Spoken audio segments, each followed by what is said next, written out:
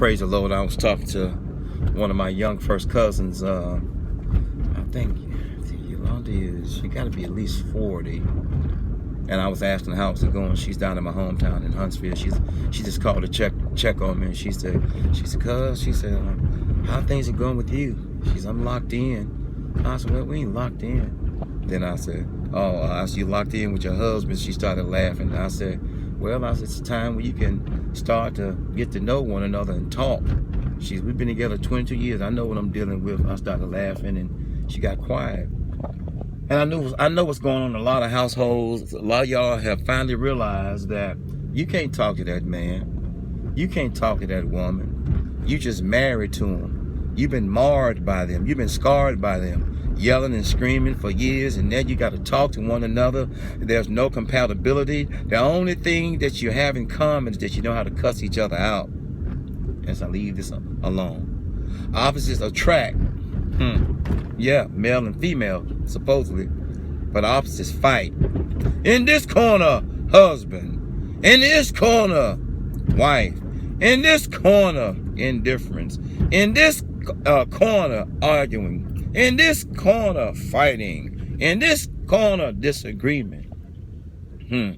How many years you been trying to talk to him? How many years you been trying to talk to her? I'm headed back to the house. I'm on the lakefront. How many years have you been trying to get your husband to have a decent conversation without it denigrating or degrading or just becoming a shout fest, a shout contest? How many years you been trying to talk to your wife, your girlfriend, your boyfriend, your significant other, your baby mama, baby daddy? Now you're locked in with them, and you're locking horns with them. You never could talk to them. You finally realize, I'd be at work all day long. Now I've been home with this man and this woman, and I can't even say good morning. I can't even be happy. I can't even smile. I can't even just sit here and be in peace without some screaming and some yelling or some, I'm just honoring a grumpy young man, grumpy young woman. Then you start talking, if you're a grumpy young man, you're going to be a grumpy old man. If you're a grumpy young woman, you're going to be a grumpy old woman. If you're a crank now, you're going to be cranky later. As I leave this alone. I'm so glad I'm free.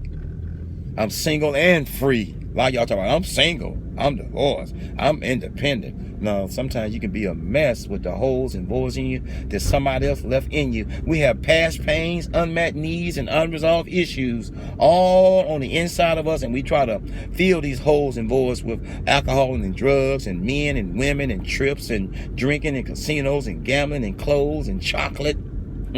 But only the supernatural God we know and serve, our Creator and our Father, can heal us on the inside. As I leave this alone. So we talked for about an hour, and she said, cuz, I'm so tired of this nonsense, this mouth. I should have left a long time ago. I said, yeah, we have those regrets. She said, what caused you to finally leave or how did you make up your mind? That's exactly what you're talking about. Unable to talk to her.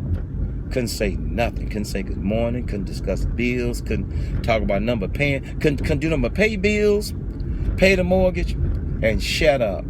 That is not a marriage. That is not a relationship. Pay bills, take your abuse, and shut up. That's not a marriage. That's not a relationship. And meeting up at 2 o'clock in the morning is not a relationship. It's just relations. As I leave this alone. So how many of us, taking the back way back to the house, how many of us have finally come to the realization and actuality that I can't talk to this stupid man, this damn donkey I'm married to. I can't talk to this mule that I'm tied to. I can't talk to this absolute fool, have said in his heart, there is no God, Psalms 14:1. I mean, think about it. You be at work all day long. You never had to, my neighbor, you never had to say or talk to he or she. You never had to talk to him or her. You never had to talk to your husband or wife because you be at work all day. But as soon as you get off, come out and fight. You got to prepare yourself for Mortal Kombat. As I leave this alone, you finally realize you've been growing old with the person. Now, you finally realize you've been growing old because of the person. You were supposed to grow old with the person, not because of the person, as I leave this alone. So how many of us, as I choke up, I've been there, have grown old because of a person? How many of us have been saved of our Father, found a supernatural fount of youth, and found ourselves and God within us at the same time? How many of us don't recognize our value and our self-worth, and you're still fighting the same old relentless battle and war and guerrilla warfare and combat, and you haven't even gained 60 yards towards the finish line? How many of us have been engaged in this combat for so long, when you should have said so long, a long time ago? How many more years? I'm not trying to convince no one to divorce, to leave, but I pray that if you are in bondage, that you escape. If you are being mistreated, that you say, you know what?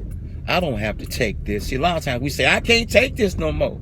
You're going to keep saying it till you say, I don't have to take this anymore. And that's what I told my little cousin. I come to the realization, and the actuality and reality, that this hurt. This is not love. And all I got out of the marriage and the relationship, not only did I get free, but I had to bring some baggage with me. I brought some past pains, some unmet needs, and unresolved issues because of the amount of time I spent in the marriage and or relationship. As I leave this alone, I'm almost at the house. Look at this. Look at that wolf, y'all. Look at that. Look at him. All this wildlife. You see him? Beautiful, right? I ain't gonna bother him. I have no problem with him. Take care, Mr. Wolf. And how many of y'all should have told that wolfette, that clown, that clownette, take care. I love you. Do well. Bye-bye. Pray for people who, the Bible says we're supposed to pray for those who use us and curse us and despitefully use us and persecute us. It don't say you have to stay with the person. And I'm not advocating divorce or leaving. But you need your mind and heart for yourself.